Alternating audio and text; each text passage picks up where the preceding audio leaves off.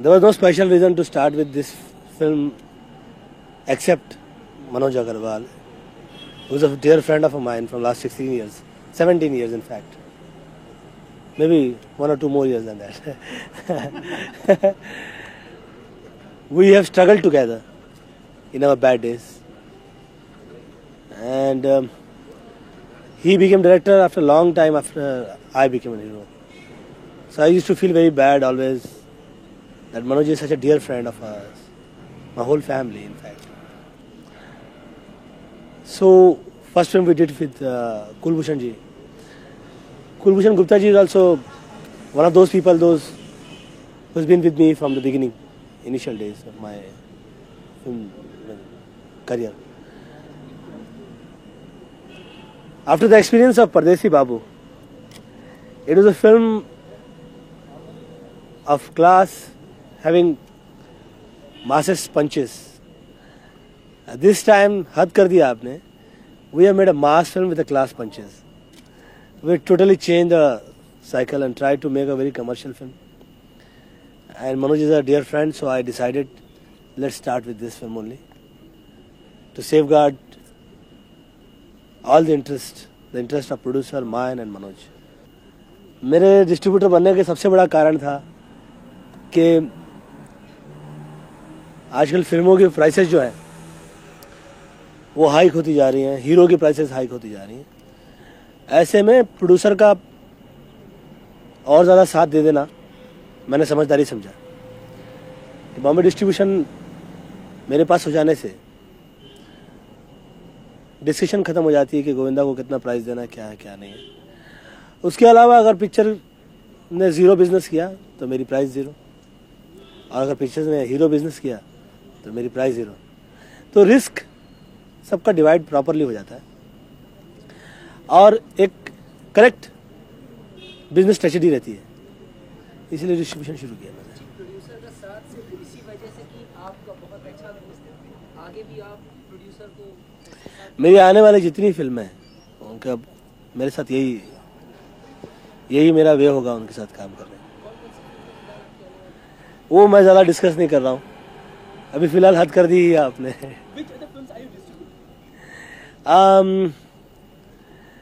Now हद कर दिया आपने इसका में.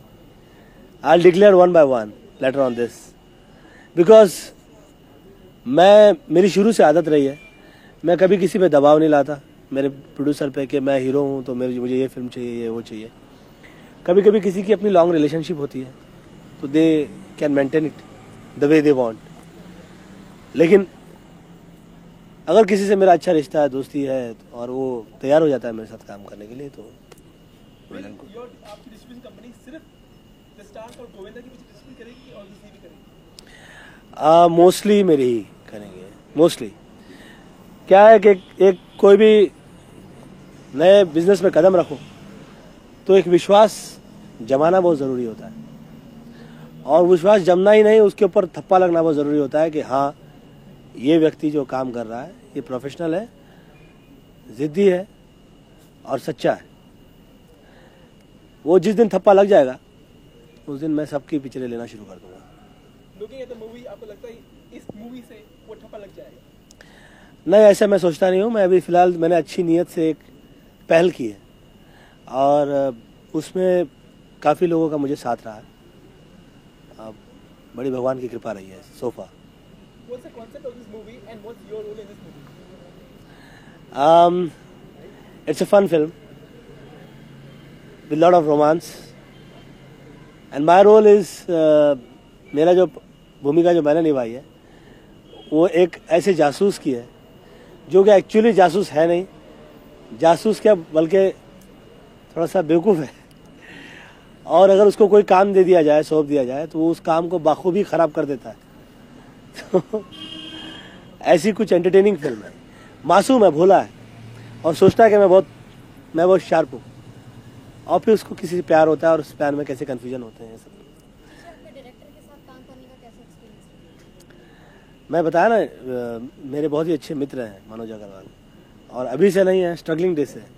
तो डेफिनेटली हमारी जो कोऑर्डिनेशन है और हमारा जो काम करने का है, शांति से प्यार से हमने एकदम मिल के काम किया एक साथ. तो प्लेजर वर्किंग विद हर। रानी में मुझे सबसे बड़ी खासियत ये लगी कि वो भी काम को बोझ नहीं ले लेती है, ईज में रखती है। एक होता है कि आदमी कभी कभी थोड़ा ईज से बाहर निकल आता है ये करने के चक्कर में कि मुझे बहुत अच्छा करना है, तो वो उसमें ईज है, सिंसियरिटी है, she is very punctual and nice person. So आपके रिकमेंडेशन पे आपके फ्रेंड ने रानी को लिया था इस पिक्चर के लिए, did she come up with the expectations? ऐसा नहीं होता है। मेरी फिल्म में जो भी हीरोइन काम करती हैं या जितने भी आर्टिस्ट होते हैं वो हम 5-6 आदमी मिलके ही साथ में बैठ के फैसला करते हैं। मेरे कहने पे कोई चीज़ होती है ऐसा नहीं है, क्योंकि मैंने बताया कि मैं कभी भी सजेशन देता हूँ मगर मैं ज़बरदस्ती नहीं करता, क्योंकि सजेशन रॉन्ग भी हो सकती है। अगर कोई कन्विंस कर ले कि ये सजेशन आपकी रॉन्ग है तो फिर मैं वो नहीं करता काम, या अगर दूसरा कोई अगर रिलैक्स ना हो मेरी सजेशन से तो वो काम भी मैं करता नहीं। तो सबने मिला जुला फैसला लिया and everybody is happy, everybody is happy. You're not supposed to have a lot of great business sense. How come you taking this risk? Business sense होना, ट्रिक्स होना और ट्रिक्स जानना, यही अगर बिजनेस करने का महत्व बात होती है तो जितने ट्रिक्स जानने वाले हैं वही टॉप पे होते हैं। ऐसा होता नहीं है। दुनिया का कोई भी बिजनेस हो सबसे पहले उसके लिए आपकी अपनी कृपा, भगवान के, आपके माता पिता के आशीर्वाद, वो सबसे ज़्यादा इम्पॉर्टेंट होते हैं। आपकी अपनी रिलेशनशिप और बिजनेस में आपकी कितनी सच्चाई मेंटेन रख सकते हैं, उसकी खासियत, उसकी काबिलियत। क्योंकि बहुत सारे चतुर लोगों को मैंने उनका बहुत बुरा हश्र भी होते देखा है।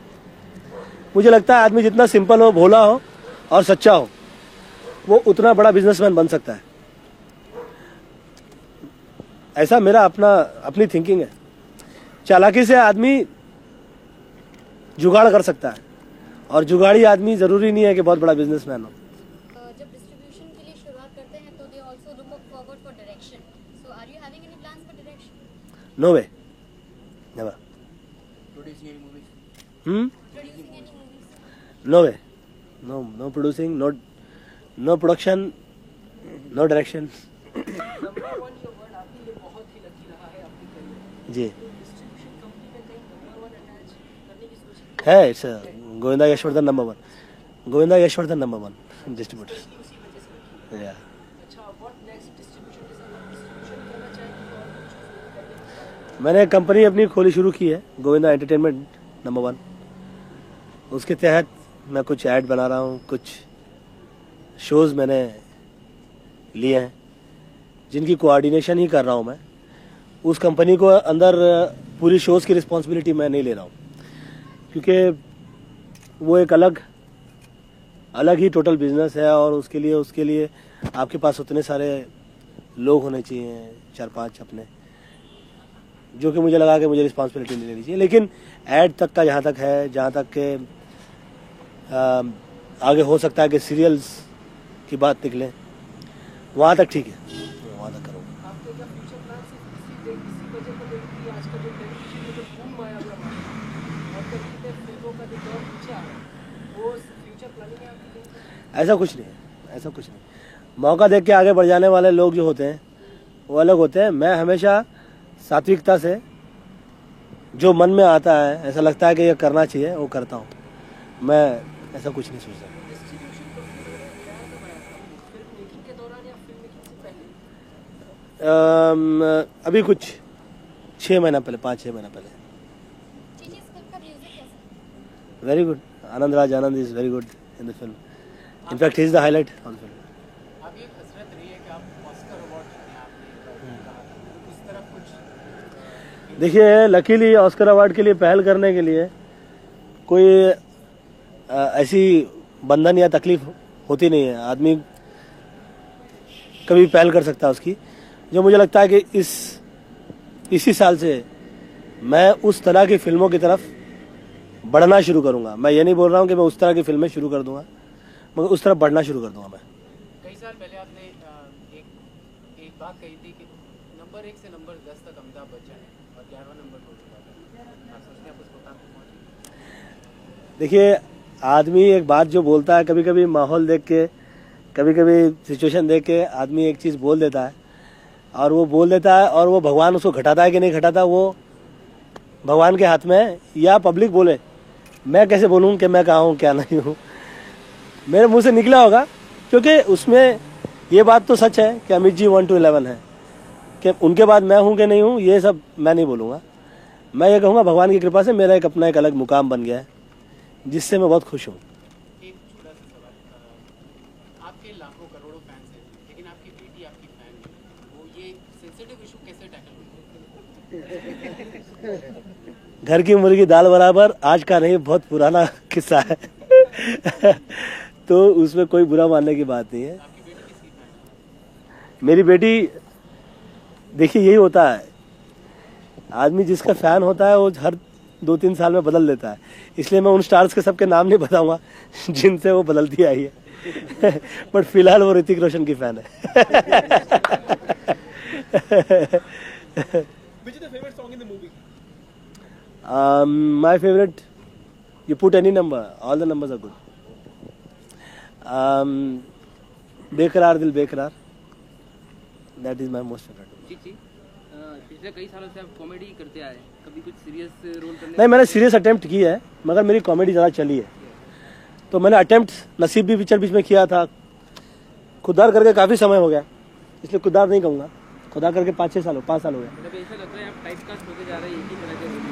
नहीं, लगना एक स्वाभाविक सी चीज़ है, क्योंकि चल हो रहा है, लेकिन जिस दिन कोई फ्रेश पिक्चर चल जाएगी डिफरेंट, लगना बंद हो जाएगा। बट ऐसे एक्टर आपको कैसा लगता है, एक ही तरह की, भले वो कमर्शियली सक्सेस होती है, मगर एक ही तरह के रोल करना आपको कैसा लगता है? एक तरह की फिल्मों में सक्सेसफुल होने का मतलब है कि आप एक ब्रांड बनते जा रहे हो, जैसे कि चार्ल्स चैपलिन ब्रांड थे, जैसे कि माइकल जैक्सन अपने आप में एक ब्रांड है, जैसे कि अमिताभ बच्चन जी अपने आप में एक ब्रांड है, जैसे कि राज कपूर जी अपने आप में एक ब्रांड थे। तो राज कपूर जी ने पूरी ज़िंदगी भर रोमांटिक फिल्म ही बनाई, अमित जी ने एंग्री मैन ही मैक्सिमम किया, दिलीप कुमार जी ने ट्रेजेडी ही की मैक्सिमम, और माइकल जैक्सन के नंबर जो होते हैं वो टिपिकल माइकल जैक्सन जैसे ही होते हैं, या चार्ल्स चैपलिन कॉमेडी करते रहे। बेस्ट एक्टर का अवार्ड और किसको मिलता है? बेस्ट कॉमेडियन का अवार्ड आपको मिलता है तो आपको कैसा फील होता है? मुझे बेस्ट कॉमेडियन अवार्ड नहीं देते, best actor in comic role में दिया उन्होंने। इन्होंने नई कैटेगरी शुरू की है।